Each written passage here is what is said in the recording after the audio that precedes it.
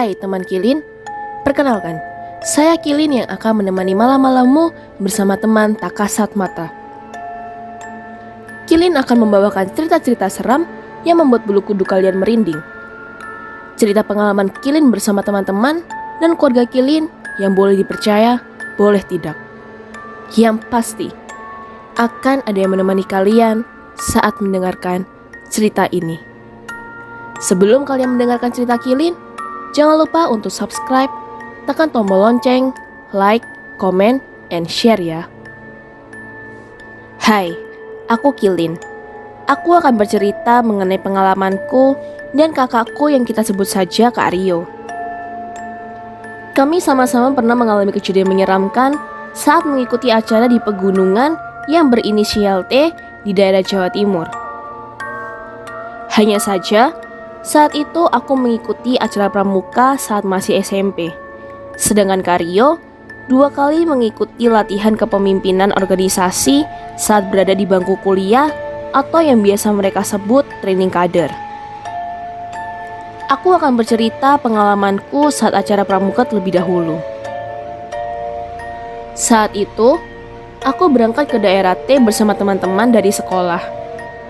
Tiba di sana, aku dan teman-teman sangat menikmati suasana tempat yang dijadikan acara pramuka ini.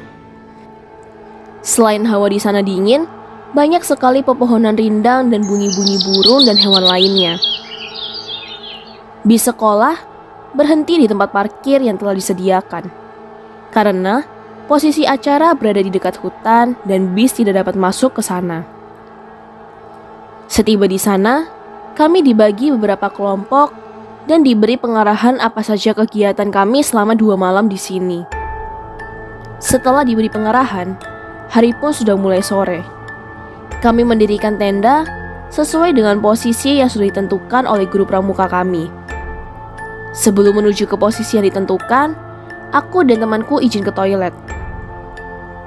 Di dekat pos, ada 3 toilet umum. Aku bersama temanku yang kita sebut Cindy pergi ke toilet bersama hingga tiba-tiba kami berdua mendengar suara perempuan bersenandung. "Sin, suara siapa itu?" tanyaku ke Cindy. "Ada orang di sebelah kali, Lin," jawab Cindy. Kami berdua bersama keluar dari toilet dan tiba-tiba suara tersebut menghilang dan toilet di sebelahku masih terbuka lebar, tidak ada orang di sana. Aku dan Cindy merinding dan lari ke arah tenda kelompok kami. Tenda yang kami dirikan berada di dekat hutan yang nantinya akan ada jerit malam di tengah hutan. Beberapa teman dari kelompok lain sudah berhasil mendirikan tenda dan mereka merapikan alat dan berbagai barang yang mereka butuhkan. Hingga hampir jam 5, tenda kelompokku yang posisi tenda berada di ujung tidak dapat kami dirikan. Paku payung agar tenda dapat berdiri tegak pun tidak dapat kami masukkan ke dalam tanah. Paku tersebut selalu keluar hingga salah satu kaki temanku terkena cangkul dan dibawa ke rumah warga terdekat untuk diobati. Setelah dibantu beberapa guru dan teman-temanku, akhirnya tenda kelompokku dapat berdiri tegak. Karena sudah malam dan gelap, kami pun bersiap-siap untuk menyiapkan makan malam dan melanjutkan aktivitas selanjutnya. Hingga tiba-tiba angin sangat kencang, disertai dengan hujan badai, membuat tenda kami roboh semua. Tidak hanya itu, tiba-tiba satu persatu temanku mendadak jatuh sakit, begitupun juga aku. Semakin malam, hawa semakin dingin. Belum lagi hujan badai yang belum juga berhenti. Para guru dan beberapa temanku yang masih sehat membantu untuk merawat teman-teman yang sedang sakit saat itu. Karena keadaan makin parah dan janggal, salah satu guru inisiatif untuk meminta bantuan pada salah satu warga yang dihormati dan dituakan di daerah sana. Sebut saja Pak Trisno. Setelah datang dan menghampiri kami yang sedang sakit, Pak Trisno menuju ke arah hutan dan berdoa meminta izin. Sehabis selesai berdoa, Perlahan hujan berhenti dan Pak Trisno kembali menghampiri kami. "Kalian tadi dirikan tenda di mana saja?" tanya Pak Trisno kepada salah satu guru pramukaku. Kemudian, guru pramukaku mengantar Pak Trisno dan menunjukkan posisi tenda yang kami dirikan.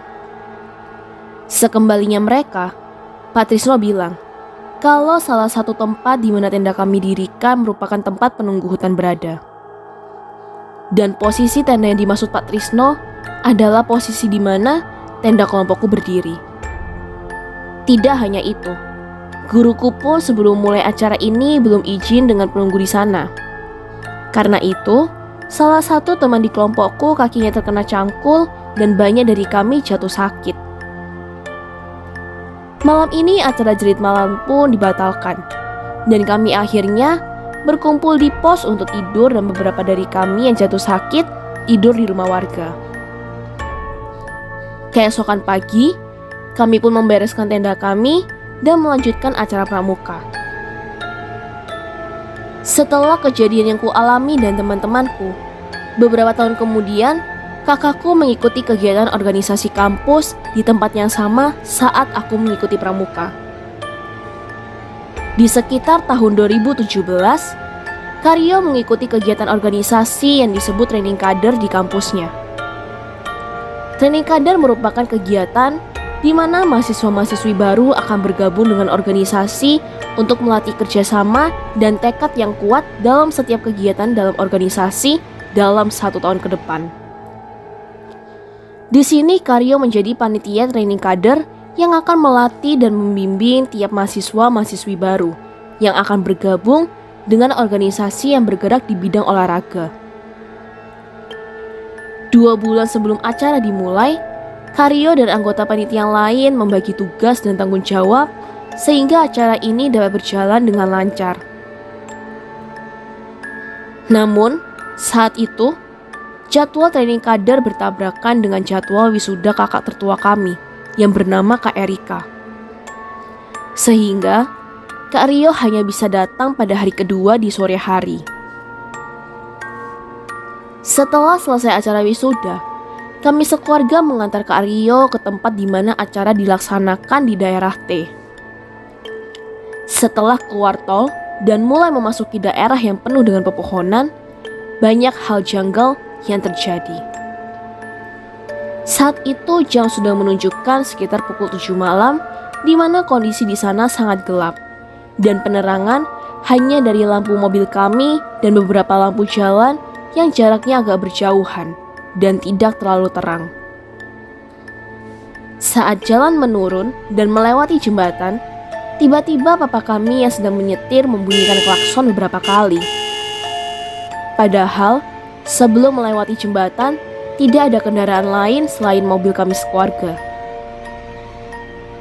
Kami tahu kalau papa melihat sosok yang tidak dapat kami lihat. Maka dari itu, kami tidak bertanya apapun, membahas apa yang papa lihat saat itu. Setelah agak jauh dan memasuki pemukiman warga, papa pun bercerita apa yang ia lihat sebelum memasuki jembatan tadi. Ada sosok wanita yang sedang bergelantungan di atas jembatan dengan posisi kepala di bawah sehingga rambut sosok itu menutupi jalan utama. Setelah mendengar cerita papa tentang sosok yang ia lihat, kami hanya terdiam ketakutan. 20 menit berlalu. Kami tiba di lokasi tempat dilaksanakannya kegiatan organisasi Kak Rio. Setibanya di sana, Kak Rio langsung menemui panitia dan anggota training kader. Di hari kedua ini, hanya acara api unggun dan terbilang agak santai dibanding acara di hari pertama kemarin. Pada hari ini, antar panitia dan anggota mahasiswa-mahasiswi baru saling bertegur sapa dan bercerita satu sama lain. Di saat inilah Karyo mendapat cerita berbagai pengalaman mengerikan yang terjadi di hari pertama saat acara jerit malam hingga acara kedua outbound tadi siang. Di hari pertama diadakan acara jerit malam tepat pukul jam 12 malam. dan acara jerit malam ini tidak berjalan lancar. Sama seperti saat acara pramukaku dulu. Saat hendak diadakan acara jerit malam, tiba-tiba kabut putih turun dari atas gunung menutupi seluruh jalanan yang akan dilewati oleh tiap mahasiswa-mahasiswi baru. Bahkan, lampu penerangan yang kami sebut oncor dan senter pun tidak dapat memberikan cahaya yang cukup. Sehingga acara jerit malam tidak jadi dilakukan di tengah hutan, dan hanya dilakukan di base camp kami. Pada malam pertama ini pun, secara tiba-tiba turun hujan dengan sangat lebat hingga acara jerit malam dipercepat. Pagi di hari kedua, saatnya outbound yang dimulai pukul 10 pagi, anggota baru dibagi menjadi 4 kelompok yang akan berangkat secara bergantian sesuai dengan arahan dari panitia. Tidak hanya saat jerit malam, selama acara outbound, banyak terjadi kejadian janggal. Saat mau dimulai outbound, suasana sangat cerah dan tidak ada tanda akan turun hujan. Satu persatu kelompok berangkat memasuki hutan yang akan berakhir di salah satu air terjun di daerah tersebut. Selang 30 menit setelah kelompok 3 berangkat, tiba-tiba hujan turun sangat lebat dari arah tengah hutan. Beberapa panitia yang berada di tempat base camp tempat kami mendirikan tenda sangat kebingungan, karena di base camp sama sekali tidak turun hujan. Saat beberapa panitia memantau, mereka melihat awan gelap menyelimuti area hutan, di mana hutan tersebut jalan bagi anggota baru menuju ke air terjun. Panitia yang berjaga di tengah hutan hingga ke air terjun pun kewalahan karena hujan yang begitu lebat dan tidak berhenti. Di tengah perjalanan, ada satu anggota kelompok yang tiba-tiba pingsan. Panitia yang berjaga di sana panik dan segera meminta bantuan untuk dibawakan tandu melalui HT. Karena kondisi hujan yang sangat lebat, tidak memungkinkan tandu tiba dengan cepat. Panitia ini pun memutuskan untuk menggendong mahasiswi yang pingsan karena berat badannya pun tergolong kecil, kurang lebih hanya 50 kilo. Sedangkan panitia tersebut berbadan cukup besar dengan berat sekitar 80 kilo. Saat mencoba digendong punggung, entah kenapa panitia tersebut merasa sangat berat, seakan-akan sedang menggendong wanita dengan berat badan lebih dari 100 kilo. Karena tidak kuat menggendong mahasiswi tersebut, ia hanya memayunginya sambil menunggu tandu yang akan dibawakan panitia lain yang jaraknya tidak terlalu jauh dari pos. Anehnya, jarak panitia lain yang seharusnya hanya 50 meter tidak kunjung datang. Panitia ini mencoba berpikiran positif. Mungkin karena hujan yang sangat lebat membuat jalanan menjadi licin dan bahaya. Hampir 30 menit berlalu, tibalah panitia lain bersama dengan tandu hendak membawa mahasiswa tersebut. Entah kenapa, saat dibawa oleh sekitar 6 orang pria yang berbadan kuat pun, mereka semua merasa mahasiswi ini sangat berat. Tiba-tiba sinyal HT pun tidak dapat terhubung ke base camp. Karena hal janggal tadi, panitia di base camp utama meminta bantuan pada salah satu ustadz di daerah itu. Tidak lama saat Pak Ustadz datang dan berdoa sambil mengarahkan tangannya ke arah awan gelap, tiba-tiba hujan pun berhenti dan sinyal HT pun terhubung kembali dengan panitia di base camp. Semua kejadian itu didapatkan Kak Rio dari cerita sesama panitia yang secara langsung mengalaminya. Saat itu pun, Kak Rio merasa hal tersebut sangat tidak mungkin terjadi. Hingga, Kak Rio pun mengalami sendiri hal yang sangat tidak wajar. 1 tahun berlalu, Kak Rio kini menjadi senior yang bisa ikut andil dalam membantu panitia-panitia junior dalam membimbing anggota mahasiswa-mahasiswi baru yang akan bergabung dengan organisasi Kak Rio. Saat menjadi senior, Kak Rio dapat mengikuti seluruh rangkaian acara training kader selama 3 hari 2 malam. Sama seperti tahun-tahun sebelumnya, malam Jumat di hari pertama diadakan jerit malam. Kak Rio membantu menjaga di pos terakhir, yaitu pos bayangan 5. Sebelum pos bayangan 5, terdapat pos 4 yang kurang lebih jaraknya 200 meter di depan dan pos 5 sekitar 300 meter di belakang, dan lebih dekat dengan rumah penduduk. Saat itu, Kak Rio berjaga dengan satu panitia lain yang kita sebut Tiara. Mereka berjaga di pos bayangan 5 ini hanya berdua.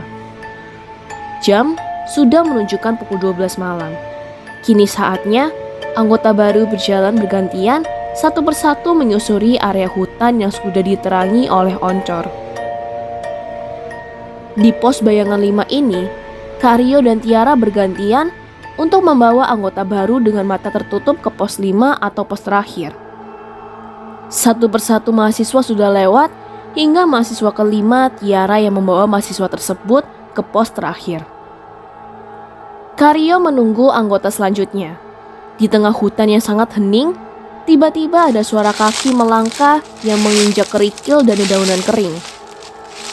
Di situ pun, Kak Rio beranjak berdiri sambil menerangi jalan dengan senter.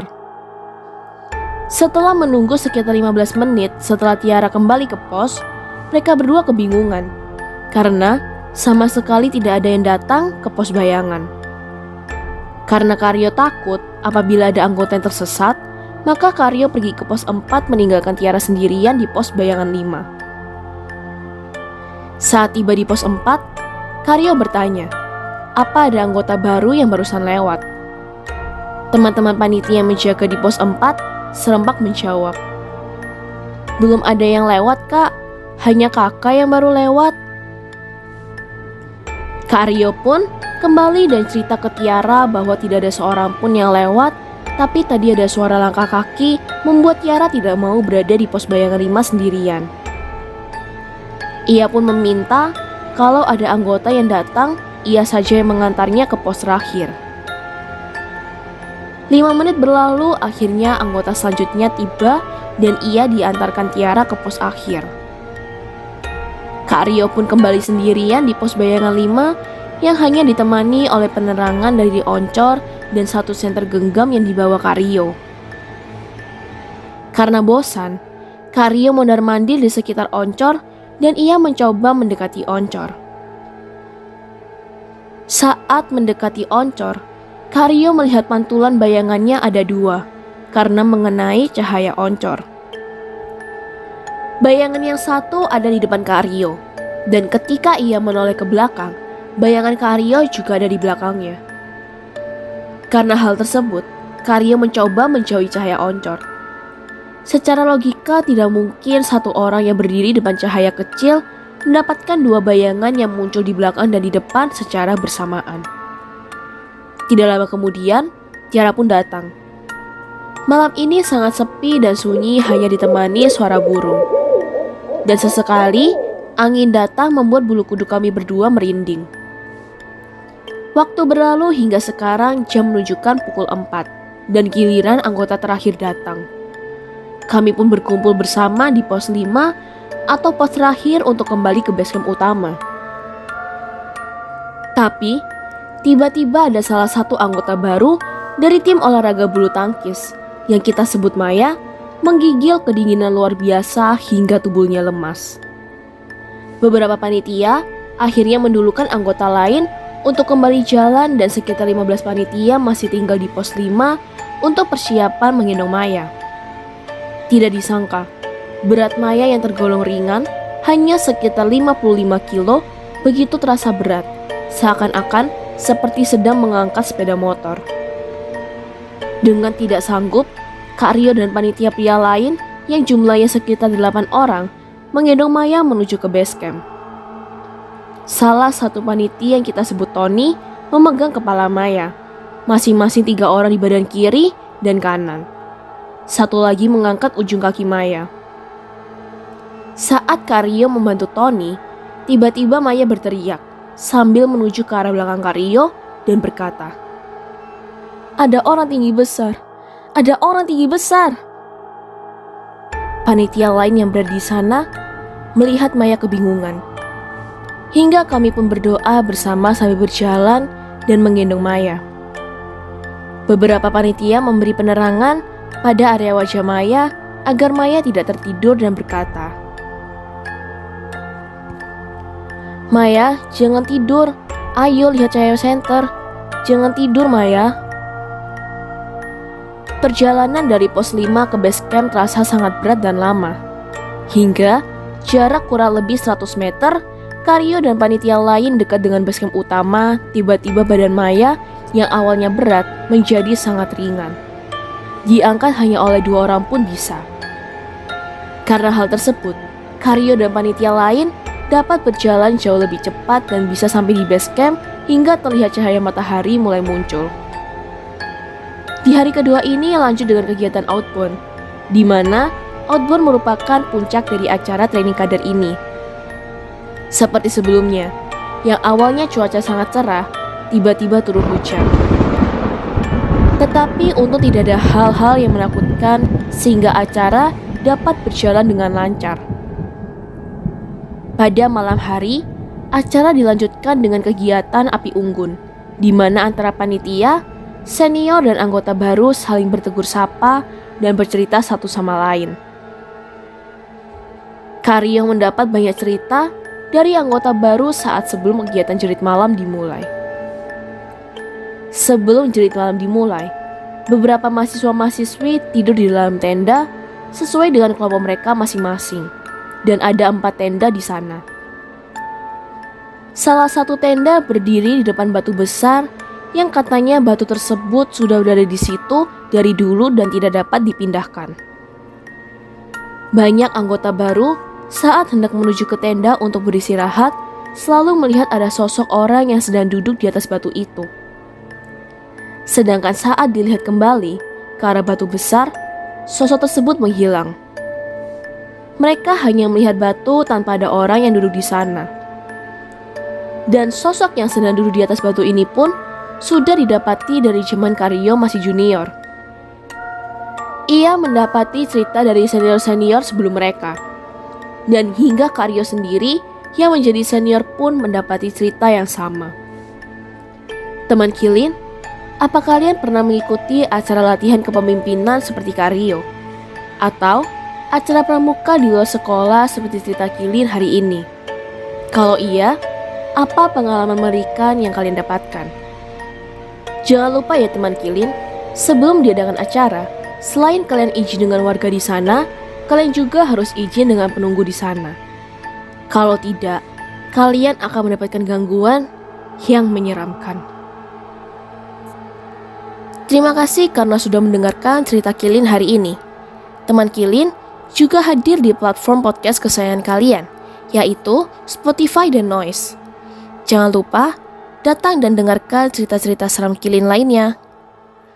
Terima kasih juga untuk subscribe, like, share, dan komennya teman-teman Kilin.